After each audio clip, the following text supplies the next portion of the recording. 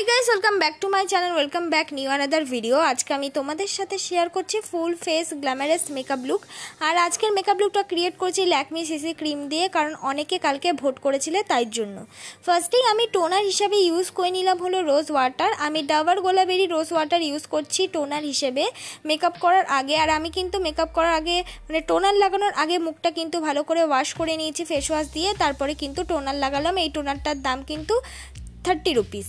তারপর আমি ইউজ করলাম হলো অ্যালোভেরা জেল, আর এই অ্যালোভেরা জেলটা আমি ইউজ করছি হলো ময়শ্চারাইজার হিসেবে। তোমরা চাইলে নিজেদের পছন্দ মতো যে কোনো ময়শ্চারাইজার কিন্তু ইউজ করতে পারো, কিন্তু যেহেতু আমার মুখে অনেক অ্যাকনি আছে বা অ্যাকনি হওয়ার সম্ভাবনা থাকে, আমার অয়েলি স্কিন, তাই জন্য কিন্তু আমি ময়শ্চারাইজার হিসেবে অ্যালোভেরা জেলটা ইউজ করলাম। যাদের মুখে আমার মতন অ্যাকনি আছে তারা অ্যালোভেরা জেল ইউজ করতে পারো। তারপর প্রাইমার হিসেবে আমি ইউজ করছি ব্লু হেভেনের একটা প্রাইমার। ব্লু হেভেনের প্রাইমারটা অ্যাফোর্ডেবল প্রাইসের মধ্যে পাওয়া যায় আর সবাই কিন্তু ইউজ করতে পারবে বিগিনাররা, তাই জন্য কিন্তু আমি ব্লু হেভেনের প্রাইমারটাই ইউজ করলাম। এটার দাম কিন্তু 150 টাকা। তোমাদের কাছে প্রাইমার যদি হাতের কাছে অ্যাভেলেবেল না থাকে তোমরা কিন্তু 5 টাকা দামের ভেজলিংও ইউজ করতে পারবে। তারপর হলো আমি ব্যবহার করছি একটা ব্রাউন রঙের শেড আমার আইব্রোটাকে সুন্দর করে ড্র করার জন্য। আর আমি আইব্রোটাকে ড্র করার জন্য যে ব্রাউন রঙের শেডটা ব্যবহার করছি এটার সঙ্গে একটা ব্ল্যাক রঙের জেল আইলাইনারও দিয়েছিল, মানে একটা আইব্রো কিট বলতে পারো। আর এর সঙ্গে যে ব্রাশটা আমি ইউজ করছি সেই ব্রাশটাও দিয়েছিল, তার সঙ্গে আরেকটা আইলাইনার ইউজ করার জন্যও কিন্তু ব্রাশ দিয়েছিল। টোটাল মিলিয়ে নিয়েছিল 150 টাকা। আর পুরো যে আইব্রো কিটটা আমি ব্যবহার করছি এটা কিন্তু পুরোটাই ওয়াটারপ্রুফ। তোমরা চাইলে কিন্তু যে কোনো সাজেশের দোকানে অ্যাভেলেবেল পেয়ে যাবে এই ধরনের অনেক আইব্রো কিট। তারপর দেখো আমি আইব্রোটাকে সুন্দর করে আগে ড্র করে নিয়েছি, পেছন দিক থেকে আগে ড্র করেছি, তারপর কিন্তু সামনের দিকে এসেছি। আইব্রোটাকে ড্র করে নেওয়ার পর কিন্তু আমি স্কুলি ব্রাশ দিয়ে ভালো করে কম করে নিচ্ছি। অনেকের কাছে স্কুলি ব্রাশ অ্যাভেলেবেল নাও থাকতে পারে, তাহলে কিন্তু তোমরা কটন স্টিক বা নর্মাল যে চুল আঁচড়ানোর ব্রাশ আছে সেটা দিয়েও কিন্তু আইব্রোটা যে ড্র করেছো সেই ড্রটা কিন্তু ব্লেন্ড করে নেবে। তাহলে কিন্তু তোমাদের আইব্রোটা একদম ন্যাচারাল লাগবে, দেখে মনেই হবে না যে ড্র করা। তাই তোমরা বিগিনার যারা আছো তারা কিন্তু অবশ্যই আইব্রো ড্র করার পর এই স্টেপটা করবে। আইব্রোটাকে কাট করে নেওয়ার পর আমি ব্যবহার করছি একটা কনসিলার। আমি নর্মাল লিকুইড কনসিলার ব্যবহার করছি, আর এই লিকুইড কনসিলারটার দাম হলো 50 থেকে 60 রুপিসের আন্ডারে। খুব কম বাজেটের হলে কি হবে, শেডটা কিন্তু খুবই হাই কভারেজ দেয়। কম দাম বলে শুধুমাত্র যে এই শেডটাই অ্যাভেলেবেল আছে এমন কোনো কথা নেই। তোমাদের স্কিন টাইপ অনুযায়ী কিন্তু অনেক ধরনের শেড এই লিকুইড কনসিলারে অ্যাভেলেবেল পেয়ে যাবে। এমনকি এই কনসিলারটার মধ্যে কিন্তু একটা ডার্ক শেডও অ্যাভেলেবেল পেয়ে যাবে, সেটা দিয়ে কিন্তু তোমরা ইজিলি ভাবে কন্ট্রোল করে নিতে পারবে।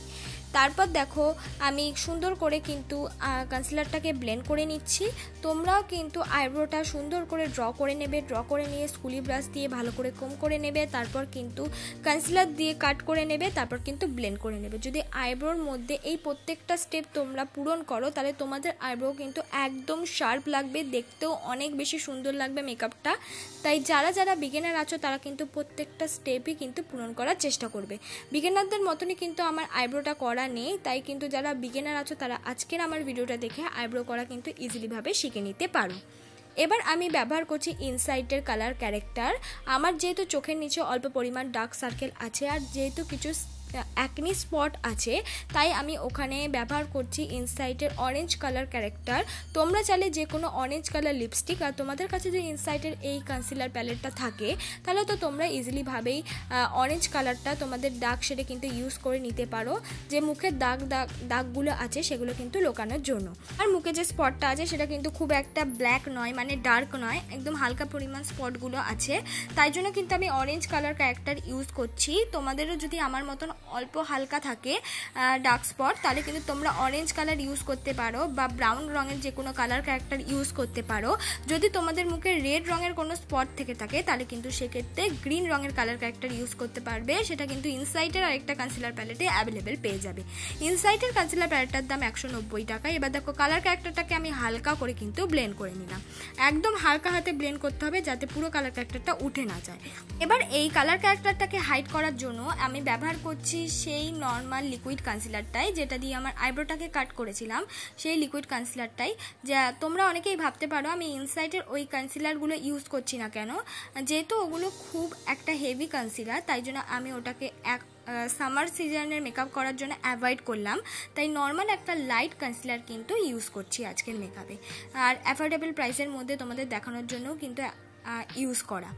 কালার ক্যারেক্টারটাকে হাইড করার জন্যই কিন্তু কনসিলারটা ইউজ করা। আর দেখো কালার ক্যারেক্টারটা কিন্তু ফুল ফেসে আমি ইউজ করিনি, কিন্তু কনসিলারটা আমি ফুল ফেসে ইউজ করছি যাতে আমাদের ব্রাইটনেসটা অনেক বেশি আসে, তার সঙ্গে অল ওভার যে ডার্ক স্পটগুলো সেটা অনেকটা পরিমাণ লাইট হয়ে যায় আর কালার ক্যারেক্টারটাও যেন হাইট হয়ে যায়। তাই তোমরা যেখানেই অল্প পরিমাণ কালার ক্যারেক্টার ইউজ করো না কেন, যে কোনো শেডেরই, সেটাকে হাইড করার জন্য অবশ্যই তার উপরে কনসিলার ইউজ করে নেবে, তারপর কিন্তু বেস মেকআপটা বসাবে। নালে কিন্তু যখনই ফাউন্ডেশনটা বসাবে তাহলে তোমরা যে কালার ক্যারেক্টারটা ইউজ করেছো সেটা কিন্তু ফুটে উঠবে। তাই কালার ক্যারেক্টারটা ইউজ করার পর সেখানে অবশ্যই কিন্তু একটা ভালো কনসিলার কিন্তু ইউজ করে নেবে।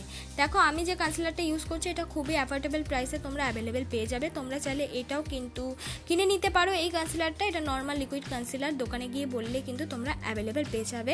তাছাড়া তোমরা সুইস বিউটির কনসিলার কিন্তু ইউজ করতে পারো, তোমাদের যেটা ইচ্ছে কিন্তু কনসিলার ইউজ করে নেবে। তোমাদের কাছে কনসিলার অ্যাভেলেবেল না থাকলে তোমরা কিন্তু বললাম ফেয়ারনেস ক্রিমও কিন্তু ইউজ করে নিতে পারো, একই কাভারেজ দেবে।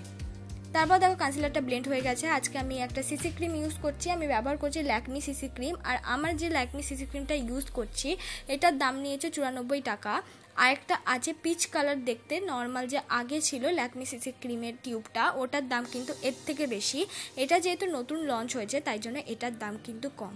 তোমরা দুটোর মধ্যে যে কোনো একটা ইউজ করতে পারো, শেডগুলো কিন্তু প্রায় সেমই, শুধু প্যাকেজিংটা যা বদলে গেছে।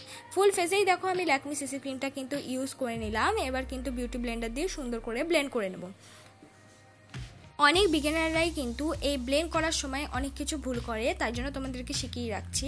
তোমরা কিন্তু বিউটি ব্লেন্ডারটার সঙ্গে সঙ্গে জলে চুবিয়েই মুখে ইউজ করে নেবে না। যদি খুব তাড়াহুড়ো থাকে বা সঙ্গে সঙ্গে ধুতে হয় তাহলে কিন্তু খুব ভালো পরিমাণ করে জলটা বের করে নেবে, তারপর কিন্তু বিউটি ব্লেন্ডারটা ব্লেন্ড করার জন্য ইউজ করবে। তাছাড়া কিন্তু অনেক জল নিয়ে বিউটি ব্লেন্ডারে কিন্তু ইউজ করবে না ব্লেন্ড করতে, তাহলে কিন্তু মেকআপটাও উঠে যাওয়ার চান্স থাকে।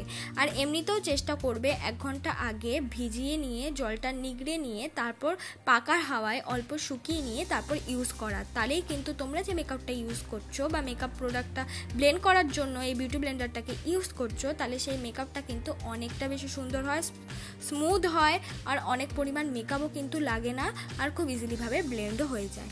মুখের ফেশিয়াল হেয়ারটা কিন্তু রিমুভ করে নেবে, নালে কিন্তু পরে ব্ল্যাক হওয়ার চান্স থাকে। অনেকেই বলে যে আমার মেকআপটা পরে কিন্তু অনেক ব্ল্যাক হয়ে গেছে, যখন করছিলাম তখন কিন্তু ভালো হোয়াইট ছিল। তাদেরকে আমি একটাই কথা বলবো, তোমাদের মুখে হয়তো অনেক ফেশিয়াল হেয়ার আছে, সেটা তোমরা রিমুভ করো না, বা মেকআপের প্রত্যেকটা শেড হয়তো ঠিক মতন করে ইউজ করো না, নিজেদের শেড মতন কিন্তু মেকআপ প্রোডাক্ট ইউজ করতে হবে।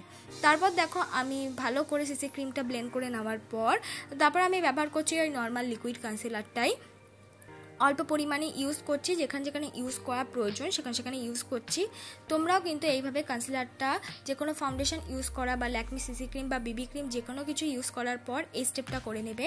মেকআপটা কিন্তু অনেকটা পরিমাণ ব্রাইট লাগবে। তোমরা কিন্তু শুধু বেস মেকআপটা করেই যে কোনো পার্টি, বার্থডে পার্টি বা ওয়েডিং গেস্ট মেকআপ যে কোনো জায়গায় কিন্তু চলে যেতে পারবে যদি বেস মেকআপটা তোমাদের সুন্দর হয়।